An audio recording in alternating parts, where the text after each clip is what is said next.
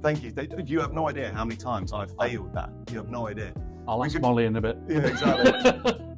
Hello and welcome to another edition of the How I Failed in Business podcast, where we want to share with you all of the dilemmas, tribulations, failings, and the learnings, I guess, of business owners, entrepreneurs, professionals, and everyone else in between. My name is Rob Spence, the Managing Director of Paragon Sales Solutions, and I'm your host today. And I'd like to welcome, I'm going to say friend, good friend, Jon Woodcock. Jon, thanks for coming on. Thank you very much for inviting me. Good to see. It's been a while since I've seen you, actually. I feel like you've been in hiding for a while. How are things? All okay? Very, very well. Very well indeed, yeah. Good. I've not been in hiding. I've just been busy. For legal matters, he's not been in hiding. No. Yeah, absolutely. Just been avoiding me, I think. Yeah, just you, mate. Yeah. Everyone else has seen you. Yeah. No, but you're looking well. You're looking fit and healthy and such. So Jon is the founder and director of Arthur Jackman Associates. Jon, tell me a little bit about Arthur Jackman. So Arthur Jackman's was a little bit of a brainchild. So once upon a time, when I was in employed land, I was working for a very large international recruitment firm. I just happened to be at a family wedding, and a mate of mine said, I'm struggling. I really need to sort of recruit somebody, but I'm just not there financially. I had a brainwave after about 6 or 7 pints. As you do. Yeah. And I just went, I'll come and do it. So we hatched a bit of a plan where I would lend myself to him for a period of time. And I think around about 5 or 6 months after we'd done that, he was in a position, after we'd put plans in and strategy and all of these things that he needed, to go out, recruit. He did the recruitment himself. I just kind of steered behind the scenes. And I helped him onboard that person, and that business has got up and flourishing. And for me, that's how we started the business 12 months ago. And I didn't want to just do recruitment because I'd been in recruitment. I was in the senior positions in doing that. What I really, really wanted to do was come out and help small to medium-sized businesses by doing that. And that's what we did. And then over that period of time, we kind of grew it, and then we shrunk it, and we ended up doing loads more recruitment than I did being sort of part-time director. There's loads and loads of things that went on. And what I've always loved about you, Jon, is I'll use the word care. I remember we first met, 5.5 years ago, give or take, and we ended up going for a pint or two, I think it was. It's a lovely little pub called Mill Hill. Yes. In Enderby. That was the first time, because I think maybe as a crowd, we bumped in. I'd knew of you on socials. We then bumped into each other at, I think it was like the Leicester Business Expo or something like that. Yeah. And we said, look, we'll grab a coffee. Yeah. Well, I think we probably said coffee, and it ended up as a beer. But there, and I really loved your approach with Arthur Jackman and what you stood for, because, and please correct me if I'm wrong, of course, there's recruiters out there that are a dime a dozen, but you go that a step further, don't you? I'd like to hope so. I'm not as hands-on on recruitment as I used to be. I like to work with organisations and help them get their talent sort of acquisition and retention sorted. Put the strategies in place and that kind of thing. There's loads more that goes into it, and I shan't bore everybody. No. But for me, I'm more interested in how businesses work. I am passionate. It's the loudest motorcycle in the world. I'll say it again. Yeah. I'm very passionate about business. I love it. Yeah. Absolutely love it. I'm also old enough, but I am old enough now, to sort of realise that my skill sets are in certain areas. And that is sort of, talent acquisition and strategy and retention on that. For me, it's also that transformation management of small to medium-sized businesses and helping them and facilitating those. For me, I just want to go in and go, why did you start? Well, what makes this tick? What makes this be an organisation of choice? Why would people want to come and work with you other than people call you Handsome Rob? It's only me that does that thing. Sexiest man in marketing, I've been called. Oh, there's that one as well. There is that one as well. So for me, it's sort of getting in there and getting to know the nitty gritty of how businesses tick. And it's not just businesses, because obviously I do give a shit. Yeah. Your word, care. Yeah. About sort of, organisations. Yeah. And, I love non-profits, what they do. You how do, they go yeah. about it. If we all wore rose-tinted glasses, we wouldn't have a need for charities or non-profits. Yeah. But unfortunately, we do. Yeah. And they're in dire situations at this moment in time. They need more help and assistance, and I'd love to be able to help them. But there's only so many hours in a day, and my time isn't free. No, of course not. No, but I think like that, that ability to care or give a shit, as you so rightly said, it really, really comes across. And, over the years I've come to know you, you can see it, you can feel it. And I know obviously, and we'll kind of come on to some of this in a second, I guess. I know during that journey where you've had, I'll use the word secondments, where you've kind of taken like little changes away from Arthur Jackman. From me looking on the outside in, the roles you've taken on are still the same thing that you stand for. The care, the support, the giving a shit, and the passion to see people. And some of that has involved the not-for-profit sector, right? Yeah, absolutely. We both know a wonderful man in Kevin Allen Kamani at One Attraction Leicestershire. I think even when I was working there, I think it was me that got you to come on board. It was all your fault. That's right.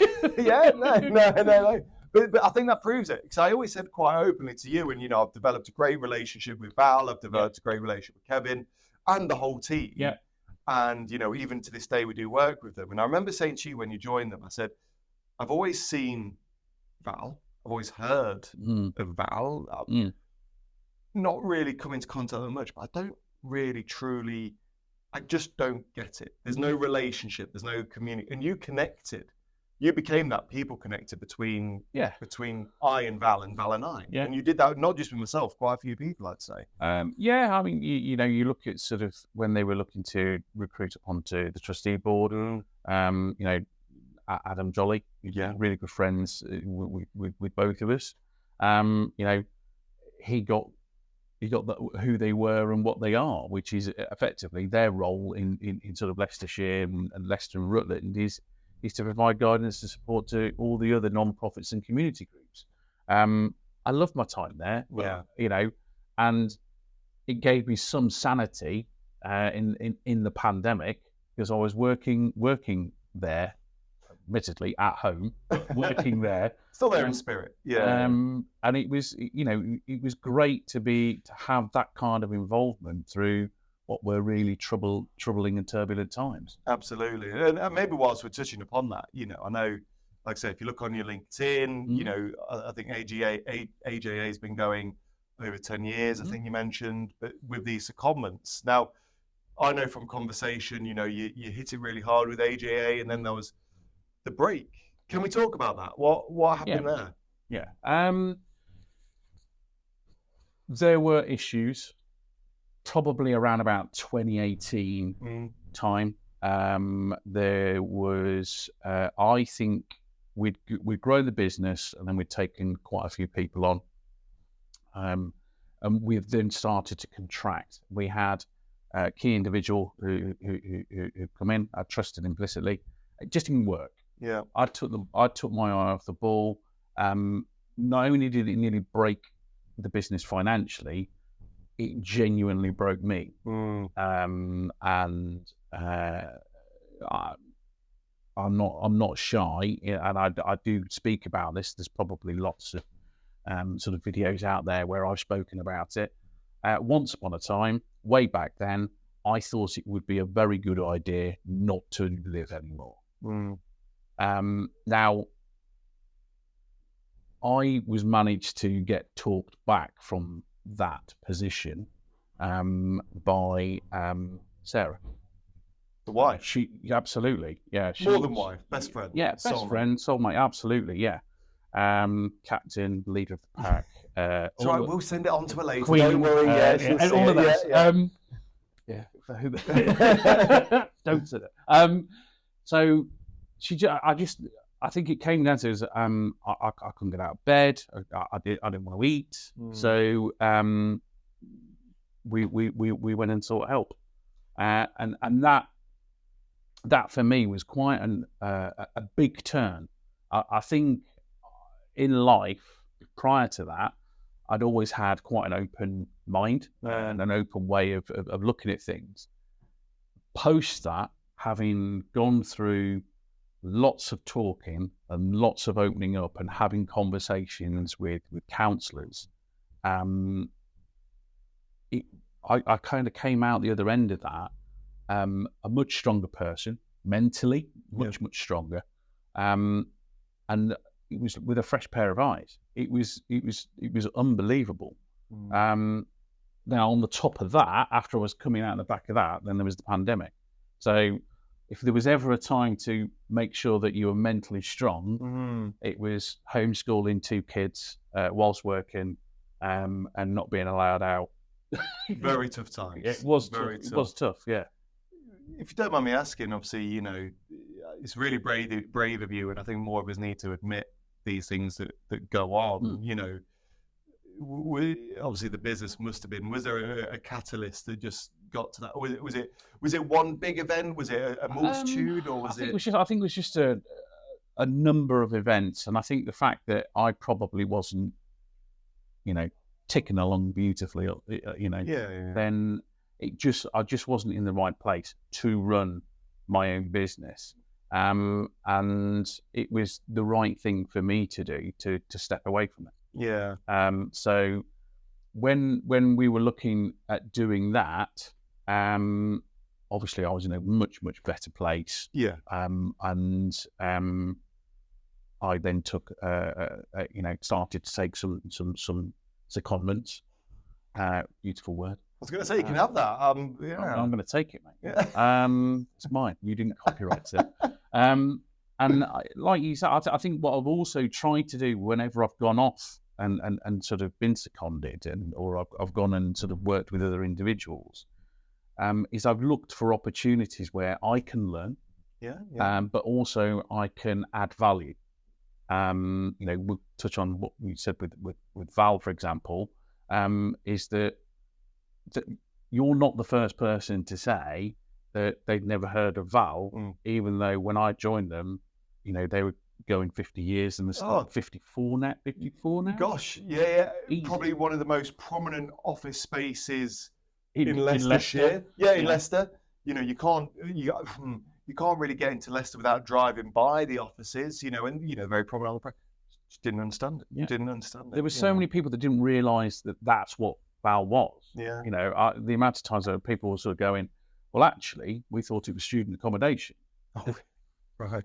And it's sort of like, well, no, it's not. Yeah. You know, and I then sort of, I stayed there and I went and worked on a contract as a global trainer for AMS. You did, yeah. And I got to work with some amazing people. You know, these are, you know, globally as well. So I was training people not just in the UK, it was over in North America, you know, over in Europe as well.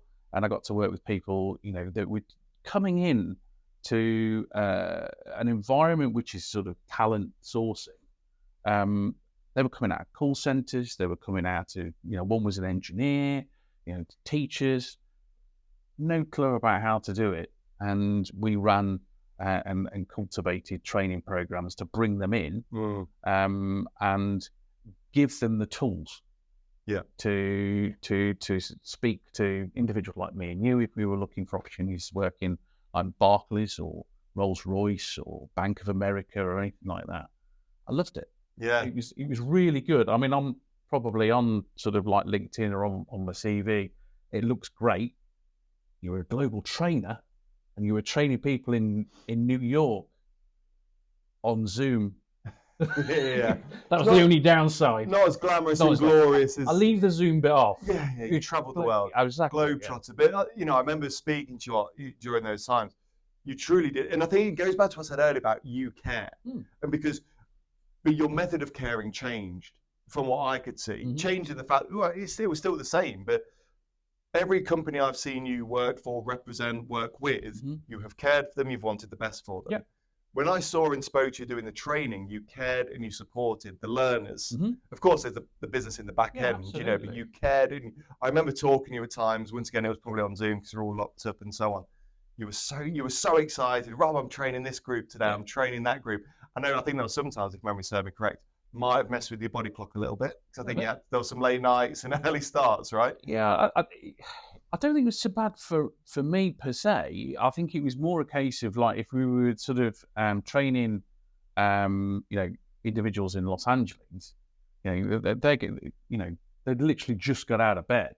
So it's 6 o'clock in the morning, like the hair's all over like that, over here like this, and it's like mid-afternoon or something ridiculous, or mid-morning for us. So it was all right. There was lots to do, and for me, I love being able to work with passionate people that have a desire and they want a greater outcome. Yeah, that works for me, and that whether that's an employee or whether that's an employer, that's culminates in what I love and what we love to be able to do. Yeah, you've got to be passionate. You've got to have a real drive and determination.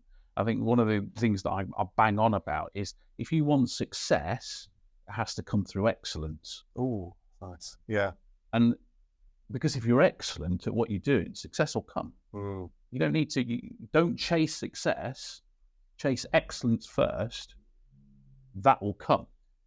It's a really nice way of looking at it, I think. And I think many people do, or no matter, it's the same thing in life, and it becomes a real madness for many. They focus on the end product, not the journey. Yeah. People say, happiness isn't a destination, it's the journey in between. And I like because those steps in excellence kind of breaks it down into molecular steps, doesn't it, really? Again, it's something that we've all read those books. I think one of them is Atomic Habits. Yes, yeah. And it's taking those small incremental changes that you can put in, and over time, you will have a big change. Yeah. It's like the turning circle of an oil tanker. It will take time, but you will get to that destination. Get there eventually. And I had this conversation with Rob Barsby the other day. Yes, yeah. So Rob runs Aerosparks. They are the only team in the world that are probably crazy enough, as he puts it, to do what they do. So they fly at night. There's duo. They do aerobatics with pyrotechnics coming off the wing. And it's really, if you do get a chance, I do urge you to go and, obviously don't stop this video. Just open a new tab, go on YouTube, have a search for Aerosparks. The bravery, the courage, the ingenuity that they have. These are real planes flying at hundreds of miles an hour, I assume. I don't know. I've flown it. Yeah. I've flown Rob's. I've flown Rob's plane. So we had a business meeting, but we did it up in the air. I remember that. You were literally flying. You probably weren't too far from here, really. Husbands of Bosworth, over to Stoughton. Yeah, so not far away. Too far. We went for something to eat, and then when we took off again, he decided to do loop the loop. Oh yeah. Well, after eating. After we've eaten. Right. Okay. Yeah. So about 6 times he did that. I was just saying how intelligent Rob was. Anyway, the reason why I brought him up was that I was talking to him and I went, well, if because he's just done the Saudi Arabia Grand Prix. So he hasn't driven there himself, obviously. He was doing all of the aerobatics afterwards. But I just went, so if you flew from Leicester to there, as you put your flight plan in, but then if you then changed the direction by 1.5 degrees, where would you end up? And he went, well, not in the location that I originally put. And I went, but I'm using it as a metaphor to sort of go, by small incremental changes, you can make a massive change. And he went, I like that. I'll steal that, because I'm working on a project with Rob to do a lot of business workshops, and we use his uniqueness. I think is probably the best way to put it, because people want to come and hear about what he does because it's crazy and insane. And then we will be working with him and a couple of other organisations to look at doing sort of training and development workshops thereafter. Absolutely. And, you know, I think I was privy to one of these kind of earlier little tasters, and, you know, what you do with Rob at Aerospot. It was great to see, and something that many people should do. We're going to take a short break. Okay. But there's some questions I want to ask you. You touched on some stuff earlier on today. I want to kind of touch upon those in a moment, if that's all okay. But just before we go on, a couple of words from our sponsors. So, boss man. Yes, Sophia. What is Paragon Sales Solutions? Paragon Sales Solutions are the best outsourced sales and marketing agency known to man and womankind. They offer a whole array of services, all designed to help you make more sales. Now, Sophia, let me ask you a question. Do you know any business that doesn't want to make more sales? I don't know a single business that doesn't want to make more sales. Exactly. And that's where we come in. We do everything from consultancy, coaching, mentoring, right through to telesales, digital marketing, everything any business needs to grow their sales, we do it. Amazing. Does that answer your question? It does. Perfect. If you, Sophia, or anyone listening would like to get in touch, head on over to paragonsales.co.uk, learn a little bit more about the business. Nearly messed up. Kind of brought it back. Might need to just tidy that up a little bit.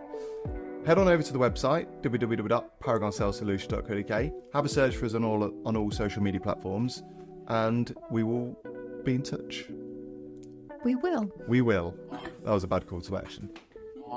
So welcome back to the How I Failed in Business podcast, joined by the legend that is Jon Woodcock, the founder, the director of Arthur Jackman Associates. And we, you know, so I still want to keep hearing about your journey. And, you know, we've spoke so far as to how you've developed this journey. I don't want to touch back slightly, if I may, because, you know, we spoke earlier on in the first half where we were talking, you know, and you were very open, and I really appreciate it, about the honesty around, you know, I use the word struggles. I don't think struggles is the wrong word, but the honesty towards your own mental health. And, you know, the words you said to a degree where you decided you didn't want to be here anymore, you know.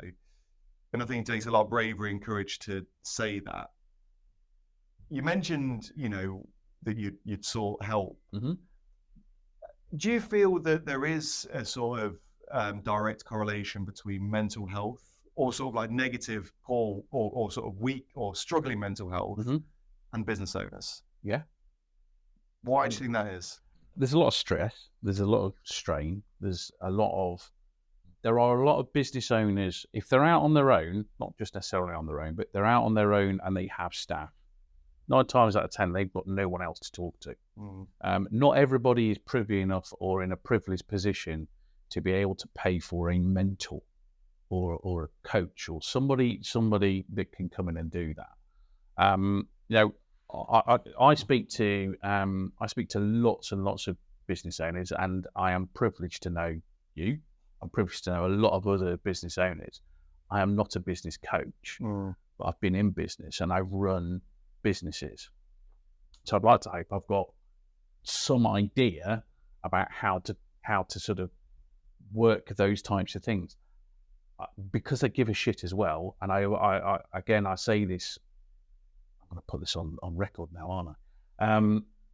If you're struggling and you do want someone to talk to, then call me. I'd rather be in a position where I can have a conversation with you and just see how you are. I will happily listen. Don't need to talk to you.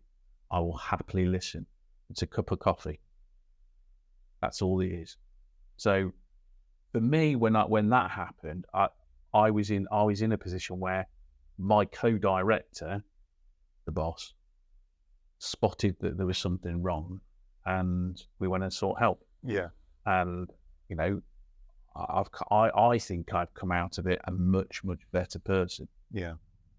Personally, I do. As to whether anybody else does, I've got no idea. I think naturally anyone would, wouldn't they? I think, and I think you touched upon some really nice stuff, and I think it is really important to know, you know, that there's that old saying, isn't there? It's lonely at the top. Yeah, it is. And I think many people, or you know, wrongly or rightly, they see business owners, leaders, and I think there's an illusion of what success looks like. Yeah. And they see, you know, the fancy car, the nice this, the nice that.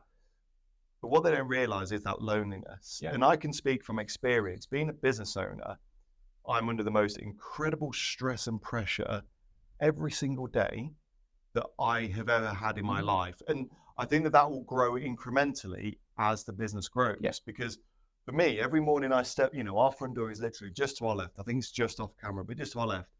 Every morning when I step through that door, to a degree, I've got 13 or 14 people to look after. Yeah. I've got my own family to look after. I've got, the selfish things, my house, my home. I've got to make decisions as a business owner to support Molly behind the camera. Molly. Just her. I've got to support Ria. I've got to support the two, everyone that's in this. And then that is the knock-on effect of everyone else. Yeah. And at times it does feel like, you're juggling all these plates. And you know that if you make a decision, a bad decision, all of those plates can crumble. In essence, it's kind of where we were, because I took my eye off the ball. And because I probably wasn't playing ball. I think I was playing something completely different. And I think that when you're in that situation, it's very hard to find a way out. Yeah. Very hard to find a way out. So I think it can be sort of lonely. So I extend it to you as well. I'm at the end of the phone. I appreciate that. You're going to regret it, but I appreciate it. But I think that's it, to kind of finish off about me, really, it is tough to then open up. Yeah. Because you can't, to a degree, and I love Sarah so much, and I love the fact that you've got this great relationship. At times you may not feel willing to open up to your partner because to a degree, I think, especially for men, and then women as well, there's that weakness. I don't want to show that weakness, right? I can't, necessarily come down while everyone's on lunch and go, oh, bloody hell, guys, I've just lost our biggest client. Best of luck. I can't really open up to everyone in the ways that, sometimes you wish you could. You don't want to talk to your friends. And please do correct me if I'm wrong, I find that mental health gets better and easier, no different to our physical health. Yeah, if we practice and rehearse and put the reps in, things get so much easier, right? I mean, it's most certainly and I'm a huge advocate for not just men's mental health, just mental health and well-being, full stop. I'm a huge advocate for men's mental health. Yeah, of course, you're wrong, but so much so that I do as much as I possibly can to help out. I was privileged to be a finalist in the Little Bean Foundation Awards that took place a few weeks ago. Weren't too long ago. I've heard great things about the awards as well. Honestly, it was probably, no disrespect to any awards ceremonies that are going on at the moment, but it's one of the most heartwarming sort of events that I've been to. It was just outstanding. That wasn't just because AD Damon was doing all of the comparing. It's going to be a good night when AD Damon. Absolutely, but it was a really, really good event. I work quite a lot with a lady called Sally Pearce, who runs foundation training. Now her role, she's got a breadth of expertise. It's longer than an Andrex Lou role, but a big thing that we work on quite a lot is mental health first aid training. Now she's the one that's accredited. She's an accredited trainer, and I'm working with her on a few projects to help facilitate that. There's a couple of other projects that we're working on specifically for the non-profit sector, for the training that we can put together between the two of us. What I know and what she knows, we know that we can put out to the non-profit sector. So important. And help them, especially now. Yeah. So I led on to that because of mental health. No. Just the way my brain went. It's flowed perfectly, and I think you've kind of touched upon it, throughout all of this episode. If you could go back to that earlier you, just when these warning signs are using us, when these triggers were first starting to appear, maybe there's someone watching this who is starting to go through that. What's the first thing they should do? What would you tell your younger self in that situation? Go and have a conversation. It is the hardest thing that you'll ever do, is to actually go and have a conversation. It doesn't matter who it's with. Yeah. You know, ultimately, somebody that cares about you will be a good start. But if you don't want to do that, get yourself into see a GP. And I know that that's even harder nowadays to try and get yourself into see a GP. But talk to somebody you trust, somebody that cares about you. Then give them the opportunity to listen and help you. There are plenty of sort of charities. There's plenty of ways that you can get hold of them. Our good friend, Liam, Focus Charity. Well, there's Focus Charity. There's Liam, who's just gone on to become COO of LAMP. LAMP, of course, yeah. So there's many other different mental health sort of organisations that are there to help you. Alternatively, I'm not hard to find. I'm on LinkedIn. Absolutely. Drop me a line. I'll happily have a conversation. And we will make sure you do a proper shout out with all your links, and we'll make sure we drop absolutely. them down. And I think that's the crucial thing. Look, the talking, when you internalize things, that's when that pain gets worse, isn't it? Absolutely. I liken it to sort of businesses as well, and I touched on this earlier on, where we like working with passionate business owners and the like. We do it because ultimately we want their organisations to be seen as an organisation of choice, not just to buy from, but to work in and with. So if you have employees that are happy, and they're happy in the work that they do, they're happy when they're on the phone, they're happy when they're talking to people and customers, right? That shines outwards. Yeah. All right. If you see somebody who is struggling at work, don't give them a wide berth.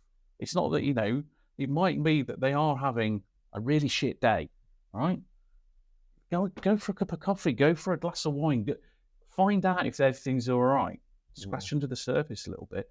Give a shit about the people that you work with as well. Great. And ultimately, it's sort of taking that responsibility, the mental health responsibility, and being there and care.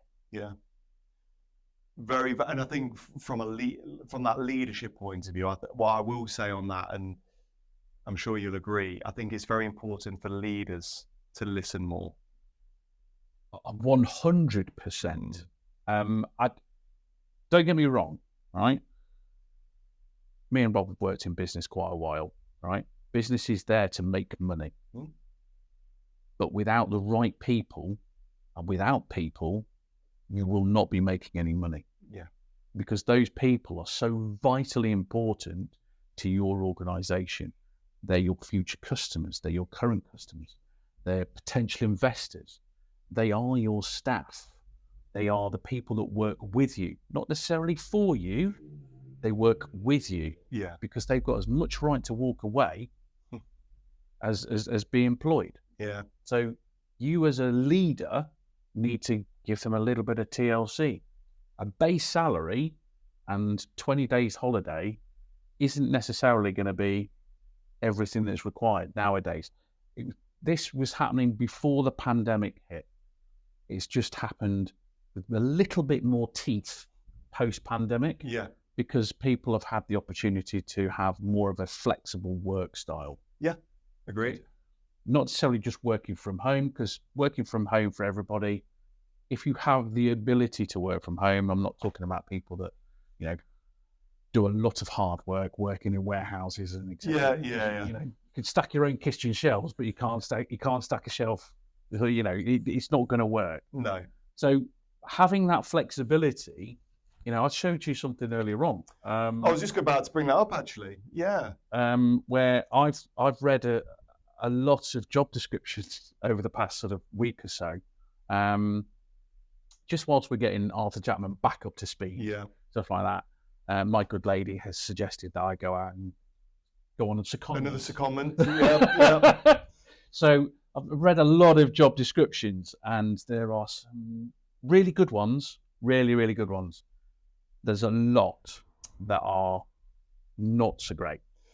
I think there is a job that I saw the other week where one of the benefits is you get paid a voucher for taking your holiday. Wow. Okay.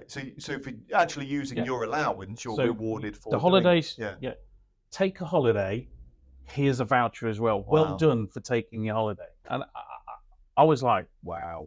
I really like that. I'm going to share a story with you now, actually, and this only happened in our office yesterday. So, as a sales and marketing company, we have various bonuses. Do sales and marketing? I think so. I don't really know. I thought it was just a podcast host, to be honest, part-time Giacomo model. But we've got various bonus schemes for client attraction, client retention, and so on. And a conversation occurred with a team member who, to put it bluntly, wanted more holiday. And the reason for that is because we shut down over Christmas. We've always historically used our allowance to then shut down for Christmas because I want everyone to enjoy Christmas. Normally, that's not an issue because the way it falls, you have to use two or three holiday days. It's not a biggie. This year, so 2024, it's 4 days. So all of a sudden, you're talking 25% or 22% really of your holiday allowance for Christmas. And so we brought the team member in, and we had a we could have looked at that two ways. As a business, I could have easily gone, no. How many businesses do you know that goes, we've always done it this way? This is just what we've always done. It's one of honestly, that phrase. Yeah. It's like nails down a chalk. Oh, yeah. I hate it. Yeah. It's we've always done it this way. There's no need to change. Or the arrogance of a leader saying, well, I've made the decision. Yeah. This is what I want. Yeah. This is what we're going to do. We had a very open conversation. It was myself, the individual that raised it, and one of my managers. And we were just coming up with ideas. And all of a sudden, that epiphany hit. And what we soon transpired is we looked at bonuses all wrong. Yeah. We believed, wrongly or rightly, that people wanted money. But they don't always want money. Not everyone is driven by money. Molly works for free. Molly behind the camera. I'm not sure she should. Don't you? Oh, I should probably sort that out. So I'm just going to go to the camera. There was a big shake of the head. Was it like a shock? Some people are driven by money. They want the money. They want the fancy things, whatever.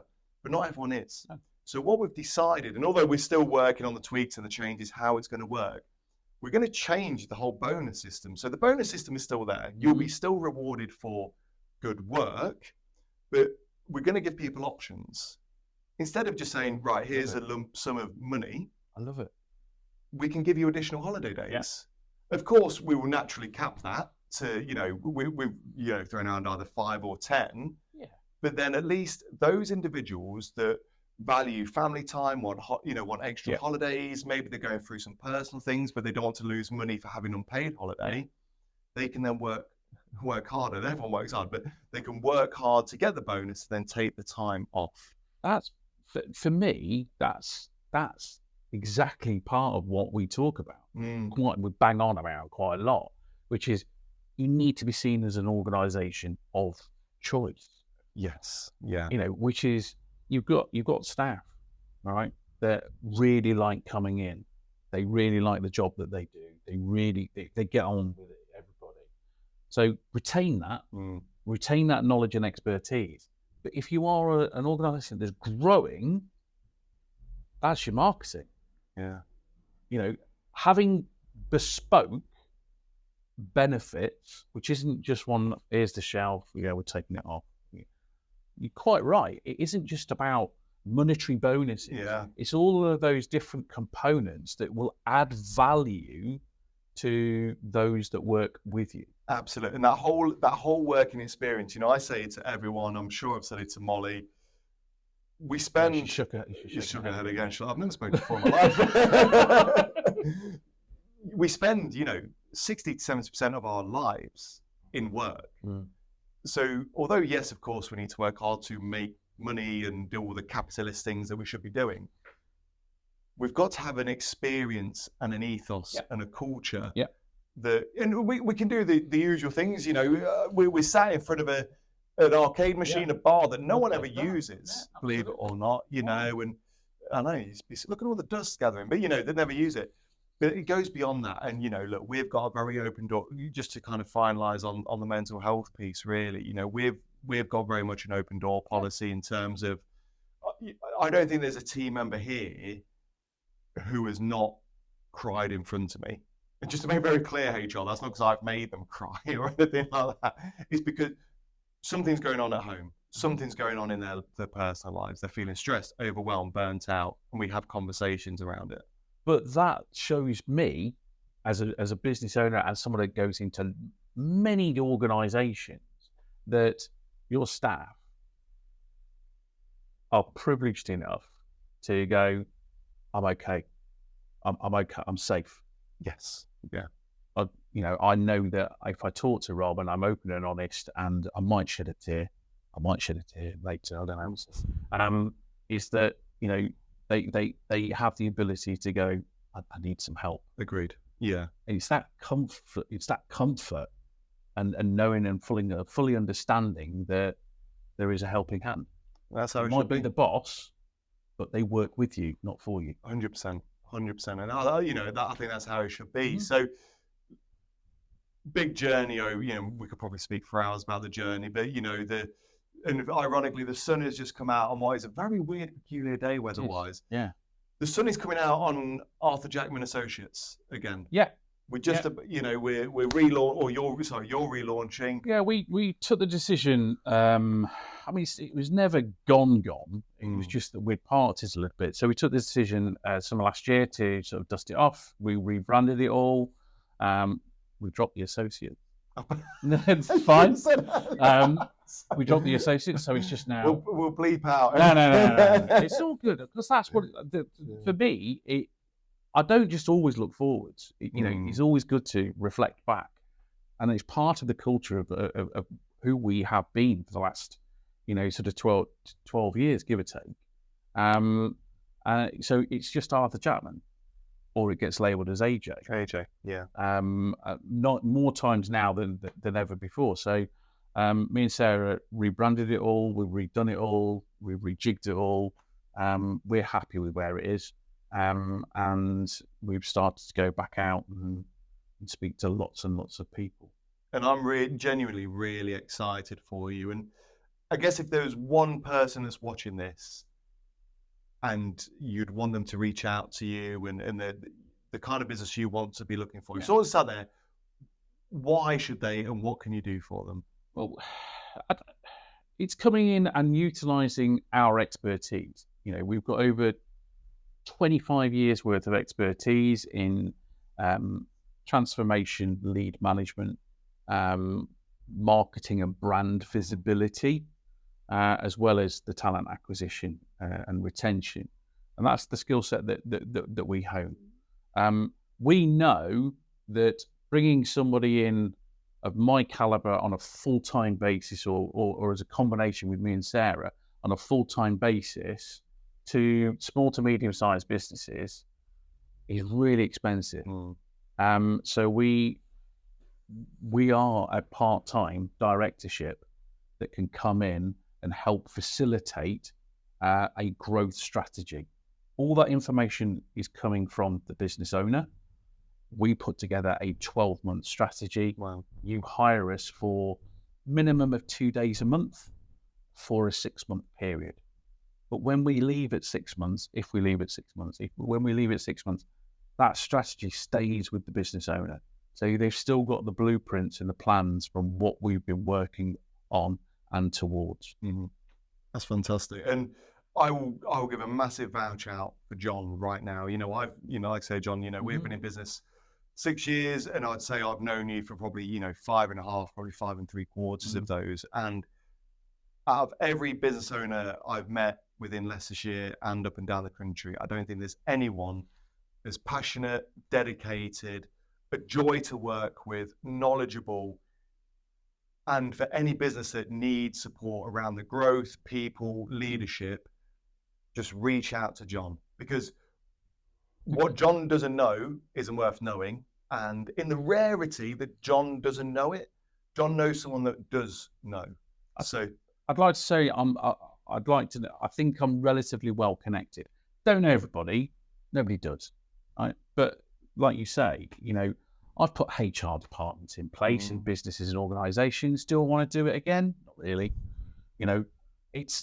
I'd rather work with a HR expert and work collaboratively. Can I do social media? Yes. Do I want to do it? Not really. Sounds like Molly. No, I'd rather work in partnership with. So we know what our skill sets are.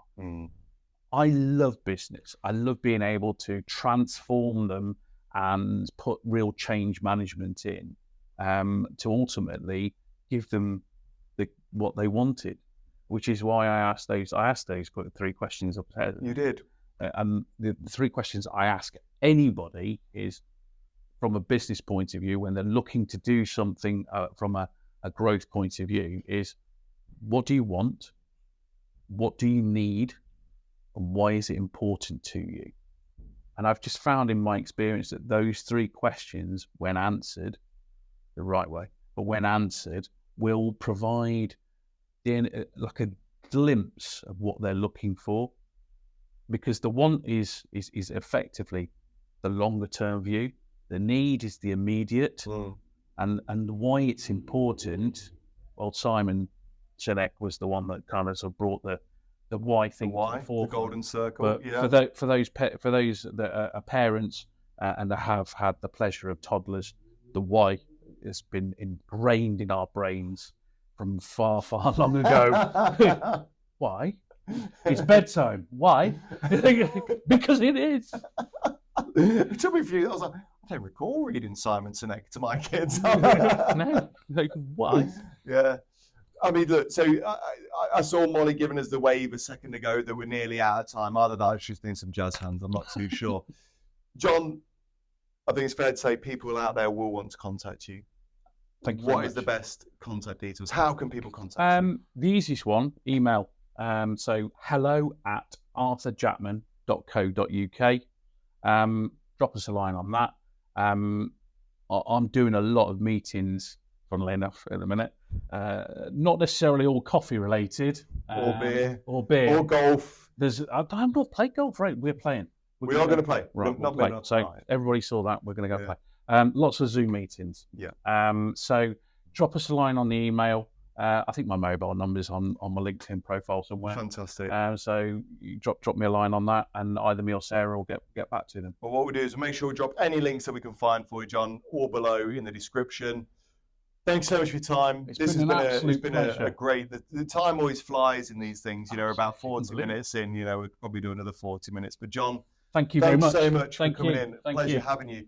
And as always, a massive thank you to you. There is no point in us doing this unless you're watching this. Of course, it would always be nice for a chat, of course, but it's relevant having someone watch us. If you did enjoy this show, please do go ahead and hit that subscribe button. Share it with at least 3 people you know. Hit the like button and stay tuned. As always, if you've got any dilemmas, questions, queries, anything you need any help and support with, please do send us an email by emailing howifailedinbusiness@gmail.com. Molly? Yeah. Thumbs up. I got that one right. Thank you so much for watching. Thank you. You have no idea how many times I've failed that. You have no idea. I'll ask Molly in a bit. Yeah, exactly. Thank you so much for watching. And until next time, all the best. Thank you for listening. No. That was the How I Failed in Business podcast. What was it? Podcast. It was the How I Failed in Business podcast. It was, with the perfect failure of how to do an outro. Thank you so much for listening. Make sure you hit the subscribe button. Make sure you share it with your friends and your colleagues. Absolutely. Share it with your boss. Share it with your boss. Let him know that it's okay that he spilled coffee on his t-shirt this morning. Yes. It helped him somehow in business. Exactly. There's always a lesson somewhere. Yeah. Leave us a review. Apple Podcasts, Spotify Podcasts, wherever you get your podcasts. Nice. Yeah, leave a comment as well.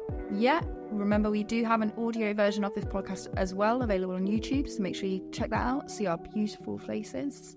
Well, my beautiful face. Okay. And that rounds us out. Thank you for listening, and make sure you grab the next one.